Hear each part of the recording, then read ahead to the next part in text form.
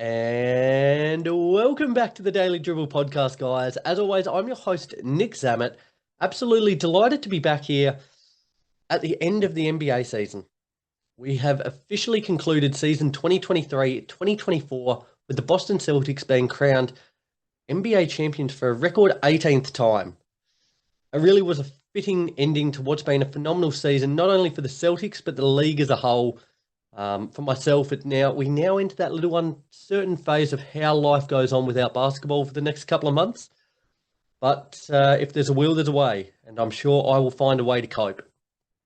Nevertheless, though, the action is still coming thick and fast. Before we get into a bit of a fallout of the NBA Finals, got some very quick odds and ends to rip into. Before we get into that, though, I just want to shout out on the weekly to both Stadium Scene and The Cover. Absolutely thrilled to continue to be a part of those two fantastic networks, continuing to showcase my work here at the Daily Dribble. Even whilst the season has concluded, they are continuing to support me here in the work I'm doing, and I'm incredibly grateful for that. Alrighty, let's not stand on ceremony. Got a lot to get into today. Let's start with some coaching news. Now, you all know how much I love discussing the coaching carousel that is currently going on at the moment. We'll start first with the news that Jeff Van Gundy has agreed on a deal to join Ty Lue as his head assistant coach there. Now, Van Gundy was a prominent figure with both the Knicks and the Rockets across 11 seasons in a head coaching capacity. Has spent this season as a senior consultant for the Boston Celtics there, with his value just being second to none. The knowledge he was able to bring is considered one of the finest minds in NBA circles. So he was very highly sought after and is a fantastic get for the Clippers as they hope to go that one step further next season. They've had the on-court pieces to go further than what they have. Now assembling the right kind of crew off it is going to be pivotal if they want to cross this hump and hopefully start to repay the investment that Steve Ballmer's made in the team. Perennial underachievers, the Clippers have been for the last few seasons. Hopefully this move of getting Van Gundy can hopefully catapult them into a little bit more of a prominent force within the Western Conference and the NBA as a whole. With PG, Kawhi, Harden, that talent that they have at their disposal, they should have gone a lot further than what they have. So hopefully getting Van Gundy can springboard them. And what was an extremely surprising piece of news, one that I did not see coming at all, was the Detroit Pistons dismissing head coach Monty Williams. Now, at the start of the season, he inked a long-term, big money deal with the Pistons. He leaves that contract with 5 years remaining and $65 million left on that deal that the Pistons are going to have to pay him out. For me, this just kind of essentially summed up where the Pistons are at the moment. Feels like they're in disarray. You know, they've got some talented youngsters. Undoubtedly, Cade Cunningham is the star, the kind of crown or the jewel in the crown, should I say there. But they just don't feel any closer to being a threat. And now losing Williams, a guy who was revered coming into his time with the Pistons, who they were really, you know, as I said, they threw him huge money. And to let go of him after one season, bizarre choice from the Pistons there. So now they're back on the hunt for a new coach. Certainly interesting to see how that plays out. And again, whoever gets that job is going to have a big, big role on their hand if they want to make Detroit relevant again, essentially. A team that, despite not having the on-court success this year, but is incredibly relevant, should I say, is the LA Lakers. They officially announced this morning the signing of their new head coach, JJ Redick. Now, they've signed him on a 4-year deal. It was Dan Hurley was the name I mentioned over the last couple of weeks from UConn, who they were most heavily, trying to get. Redick has been a name that's kind of been at the forefront of discussions alongside Hurley. They have now locked him down for the next 4 seasons and is already starting to assemble a team with him.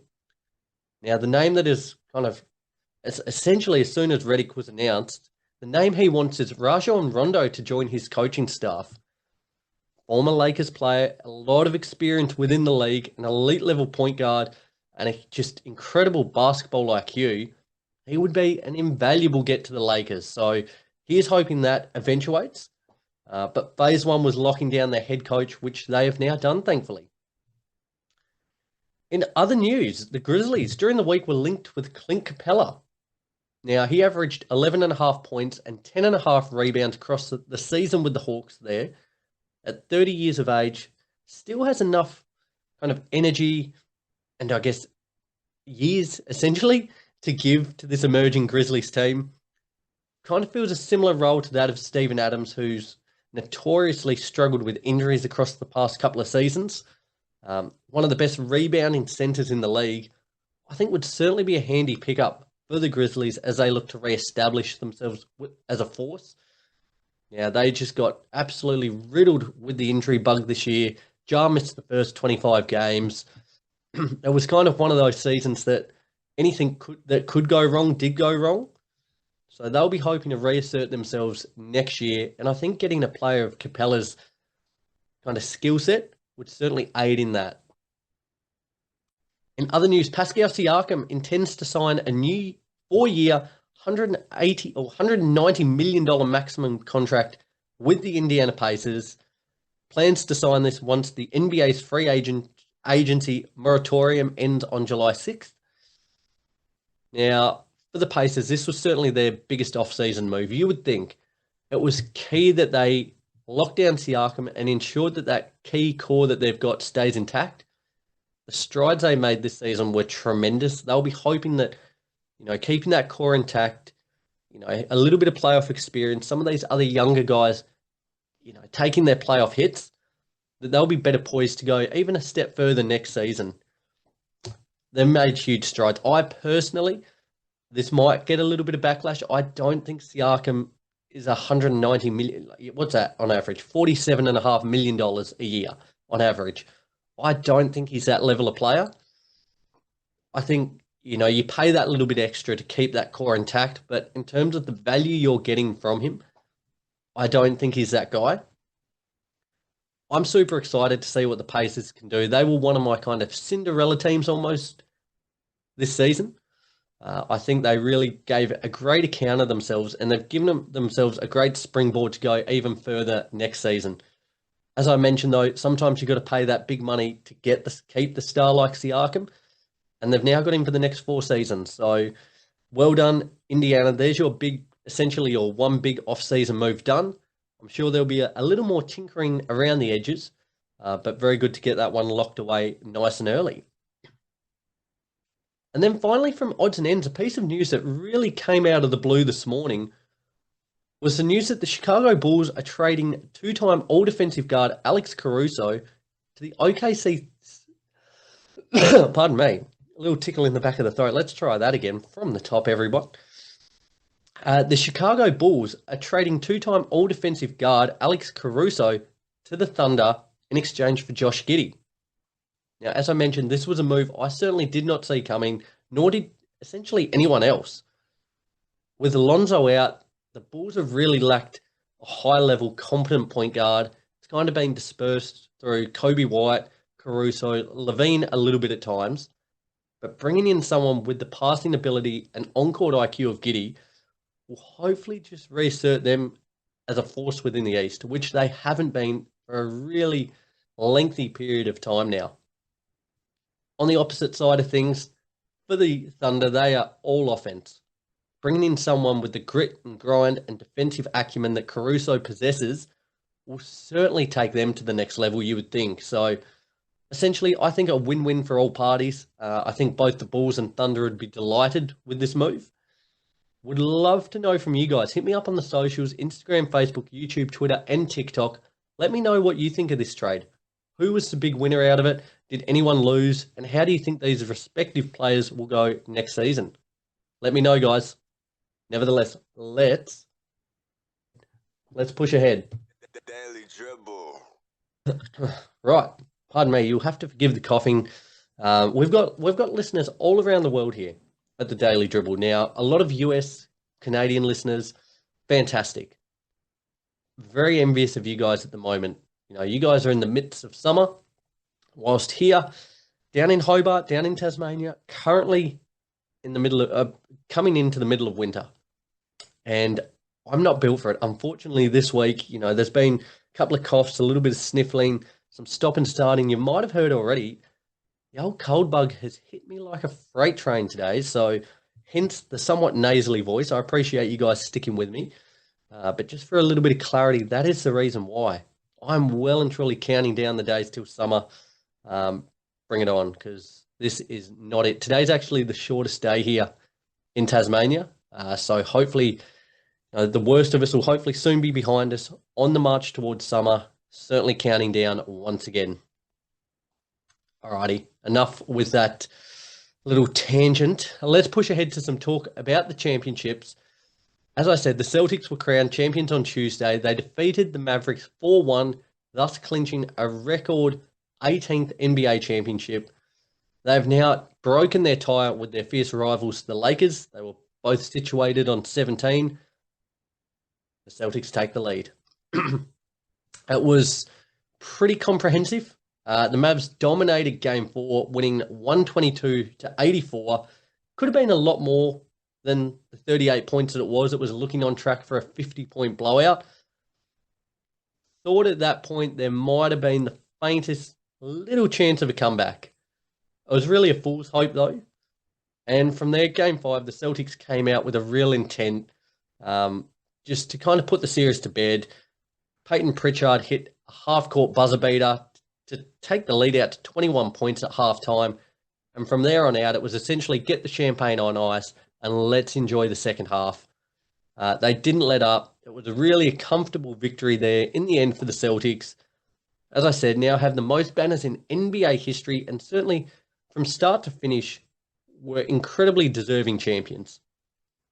It was throughout the regular season, throughout the postseason, comprehensive was the word that I've used a couple of times already, but probably most aptly describes their season. It was comprehensive from start to finish, from an offensive standpoint, from a defensive standpoint, a really, really well-rounded performance.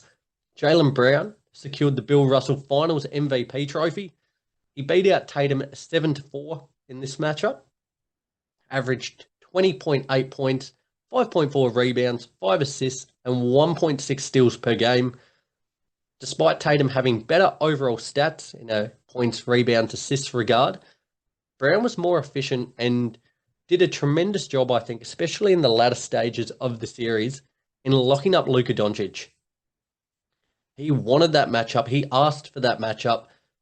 It's certainly an unenviable position to be in, locking up one of, if not the most talented player in the league. But he was more than happy to put his hand up and go to war with Luka. And I think he did a great job, as good a job as you can do overall. Big props need to go to Joe Mazzulla as well. The coaches there often, if things go awry, the first one to be fired. As we've seen in the Monty Williams little scenario a couple of moments ago with the Pistons. But if success comes around, they're often not heavily mentioned. I think Mazzulla deserves all the credit in the world. At 35 years of age, becomes the youngest coach since Bill Russell in 1969 at the same age to clinch an NBA championship. Did a terrific job of just juggling all the personalities that this squad possesses, as well as juggling all the star power and ensuring he got the best out of each respective member on the team. It is a bit of a thankless job at times being a coach. I think he deserves all the plaudits in the world. I think he's done a terrific job. At 35 years of age, his career is only going to continue to go from strength to strength. And certainly, this is his first championship. I certainly don't expect it to be his last. That being said, a lot of the talk this week has been about the Celtics, and deservedly so. I want to show some love to the Mavs. Not many people, myself included, expected them to go as far as they did. They just ran out of gas, and they came up against a better team. There is no shame in that whatsoever. Sometimes you're just outclassed, and that the Mavs were in this matchup with the Celtics. I think positives, if you want to take silver linings, very rarely in NBA history has a team gone to the finals and won it straight away. Each iteration of the team needs to take some lumps. Michael Jordan took his lumps against the Pistons. LeBron's taken his lumps. Steph Curry, very rarely do you win off the bat. Curry, not so much. But the Celtics as well, this iteration of the Celtics, they've been in and around the mark the last couple of seasons without getting over the hump. They deserve to be where they're at. They've done that natural progression. For the Mavs, as part of their journey, going to the finals is a huge step in the right direction. And I have complete and utter faith they'll be back in and around the mix next season. But you've got to take your lumps before you reach the mountaintop. And this for them is one of those lumps. Okay, off the back of the finals, I had a few questions that I'm going to kind of pose to myself here. Would love to hear your thoughts, guys, on what you think about these questions and your takes on them. As I said, hit up all the socials. Despite the season being over, I'd love to keep talking ball with you guys. So let's start with first.